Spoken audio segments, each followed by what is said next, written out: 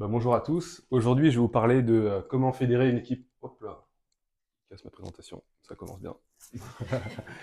Donc, comment en fait fédérer une équipe tech et prendre des décisions stratégiques.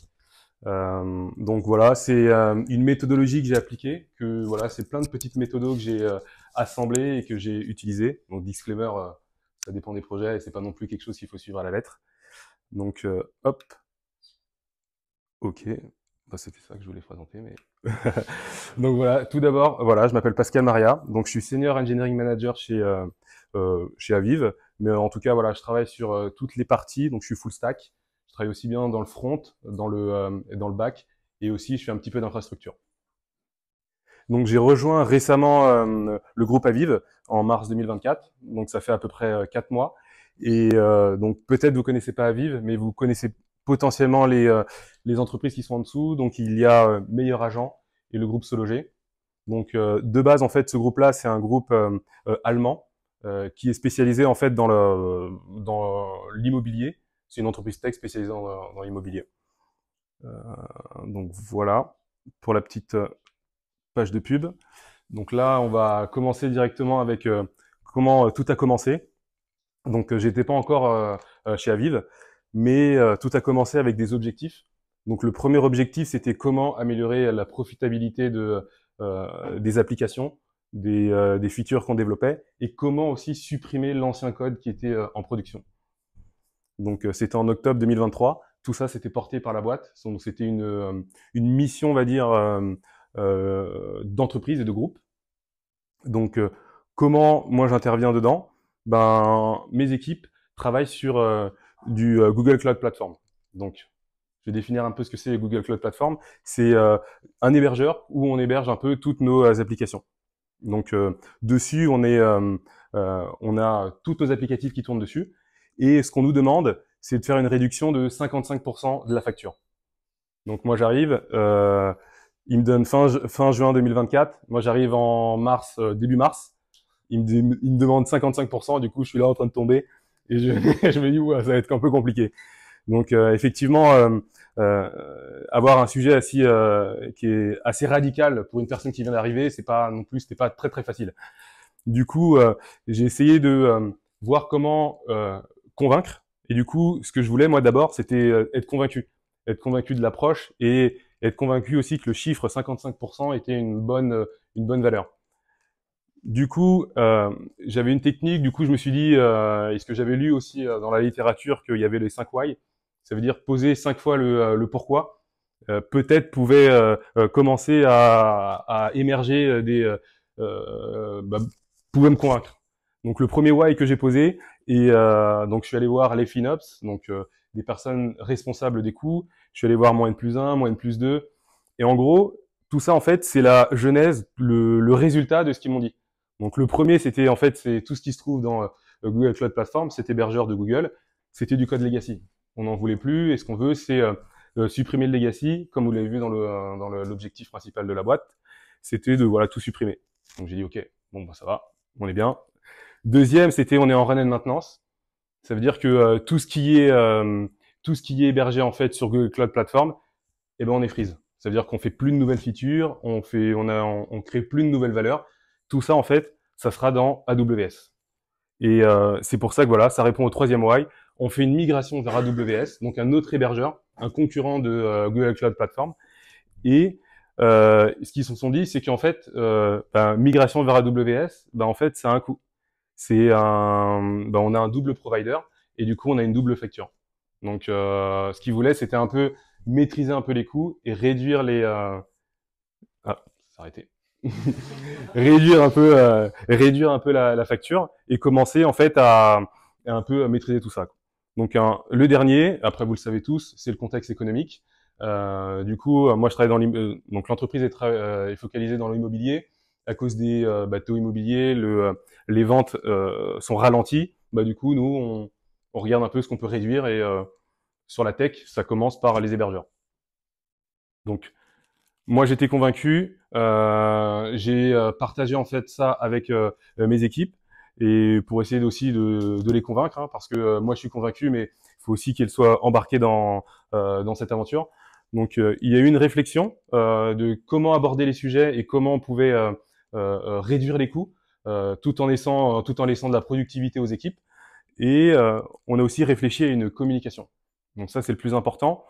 Donc la communication et aussi la sélection. En gros, on a réfléchi à tous les sujets qu'on devait aborder pour pouvoir réduire les coûts.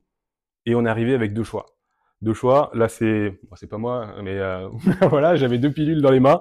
Il y en avait un, c'était j'avais 20 tickets exécutés. On challenge l'objectif, c'est-à-dire qu'on n'est pas à 100% de l'objectif, on est à 40%, mais on a plusieurs tâches à exécuter.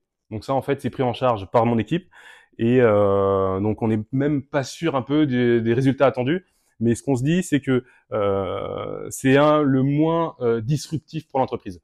Donc, moi, je la jouais la carte un peu tranquille parce que moi, en fait, moi, j'aime bien cette entreprise et j'ai envie de rester. Et bon, c'est toujours le cas d'ailleurs.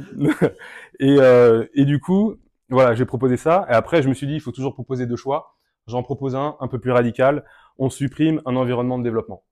Comme on l'a dit, on a plusieurs environnements de développement. On a la dev, on a l'infrastructure et on a aussi le staging. Donc, staging, c'était un peu une copie de prod. C'était aussi surdimensionné par rapport à ce qu'on faisait pour un environnement qui était stable. Donc, on s'est dit, on met aussi cette phrase dans la balance. Et moi, j'arrive, je présente tout ça à mes responsables et je leur dis, vous choisissez quoi? Et là, il me dit, tu vois les pilules, tu prends les deux. J'ai dit, ah oui, d'accord. Du coup, pourquoi ils m'ont dit les deux? Parce qu'en fait, ils ont vu que la première, c'était un peu aléatoire. Et la deuxième, elle était un peu plus ambitieuse. Et c'est ce qu'ils voulaient, en fait. Parce que déjà, derrière, il y avait AWS qui commençait à grandir et les coûts commençaient à grimper fortement. Du coup, ils voulaient quelque chose d'assez radical pour pouvoir maîtriser les coûts. Sachant qu'on était, en termes de coûts ou perte de la boîte, on n'était pas non plus bien. On perdait pas d'argent, mais on n'était pas non plus dans le vert.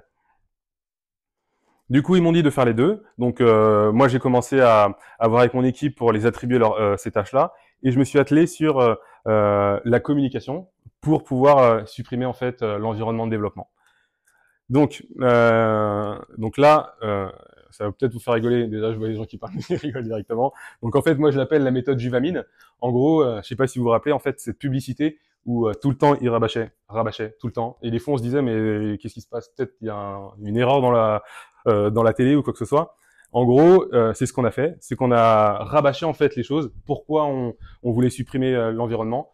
Et on a fait intervenir nos N+1 et N+2 pour qu'ils puissent expliquer cette approche et qu'on puisse voilà véhiculer en fait la stratégie. Donc toujours voilà avec une bonne communication, on essaie aussi de comprendre les feedbacks et de voir à peu près s'il y avait des freins à supprimer cet environnement. Donc, ce qu'on a fait, c'est qu'on a analysé les risques. On a à peu près 12 équipes qui travaillent sur l'environnement staging. Donc, on a fait une communication écrite et orale. Donc, la première écrite, où on a donné un document, et on leur a dit remplissez pourquoi vous voulez pas supprimer staging. Et après, nous, on va travailler dans notre côté pour adresser en fait ces problématiques. Donc, après, à la suite de ce document, on a préparé un workshop. Donc, tout ça avec mon équipe. On a regardé à peu près comment adresser ces problématiques-là et plus important, comment collaborer, pardon. Donc, on a fait en fait 2 workshops. Donc ça, c'est à cause des ponts parce que ça va commencer au mois de mai, début mai. On est allé sous Miro. On a fait en fait une trame où le FinOps, la personne responsable des coûts dans l'entreprise, a expliqué pourquoi on devait le faire et pourquoi c'était une bonne solution de le faire. Moi, je me suis défaussé directement dedans pour dire que c'était pas à mon initiative, parce que même si je venais d'arriver et que on faisait quelque chose d'assez ambitieux, je voulais pas non plus en prendre la responsabilité. Donc, j'ai demandé à mon N+2 aussi de parler, de dire pourquoi en fait on devait le faire. Et juste après, on a listé en fait toutes les actions qu'on avait fait avec nos équipes. En fait aussi, on arrivait à un bout où, comme vous l'avez vu en fait là où il y avait les pilules, on n'avait plus de latitude pour réduire un peu les coûts et on pouvait plus en fait réduire la facture. Donc ce qu'on s'est dit, on va montrer aussi qu'on a collaboré, qu'on a fait des choses. Ok, et qu'on nous aussi veut qu'on baisse les coûts. Donc on a fait ça, on a dit pourquoi staging, On a exploré aussi les alternatives. Donc, en fait, il y avait 4 gros sujets qui sortaient de risques, pourquoi on pouvait pas supprimer l'environnement. Et en séance, on a adressé, en fait, ces gros risques avec toutes les équipes. Donc, c'était vraiment très bien, pas mal. Tout le monde était là pour aider. Il y avait pas de personne qui disait non, j'ai pas envie de supprimer cet environnement-là, parce qu'en fait, quand une personne demandait ça, nous, ce qu'on demandait derrière, c'était qu'est-ce qu'on trouve comme alternative. Parce que nous, notre objectif, c'était vraiment guidé par les coûts, malheureusement, et on a essayé de trouver des alternatives et d'aider en fait les équipes à travailler là-dessus. Comment on cadence ça? En gros, on a fait comme vous avez vu la deadline, c'était juin 2024. Donc moi j'ai dit plutôt fin juin 2024. Comme ça nous laisse un peu du temps. Et comment on arrive à relever les compteurs? En fait, chaque semaine, on avance et on fait en fait une réunion en fait sur l'avancement le lundi. Donc chaque topic est géré par un manager. Donc moi j'en avais pris un, je trouvais ça trop gros d'adresser tous les topics et j'en ai délégué un petit peu à d'autres managers. Donc ils les ont pris, ils les faisaient avancer. Milieu de mois, on a fait un test grandeur nature pour juste éteindre l'environnement, pour voir si on n'avait pas de problème. Et là, on est ici, donc ça avance et on approche la deadline. Voilà. Donc déjà, quand on a fait les workshops, on a vu que ça allait. On a demandé aussi la tendance, donc une note de 1 sur 5. On a vu globalement, on avait entre 2 et 3. Donc déjà, ça donnait pas trop envie. Mais sauf que nous, voilà, on n'a pas perdu notre enthousiasme. On savait qu'on allait peut-être fail, mais on s'est dit, on va y aller quand même. De toute façon, on est obligé d'y aller, quoi.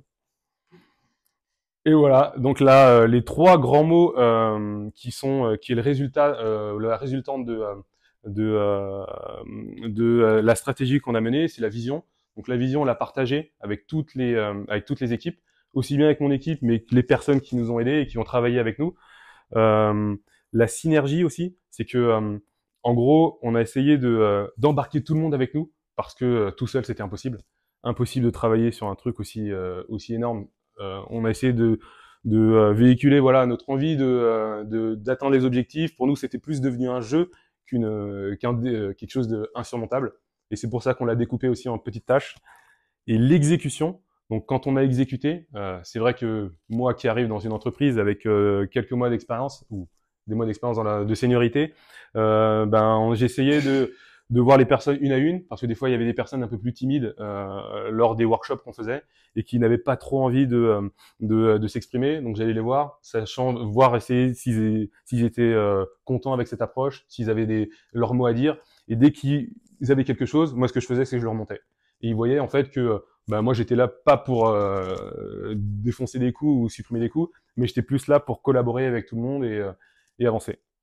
Donc le résultat, c'est qu'on a, là pour l'instant la tendance est bien, on a réussi les objectifs et on a sauvé à peu près 2,1 millions sur l'année. Donc voilà. Et c'est tout. Merci.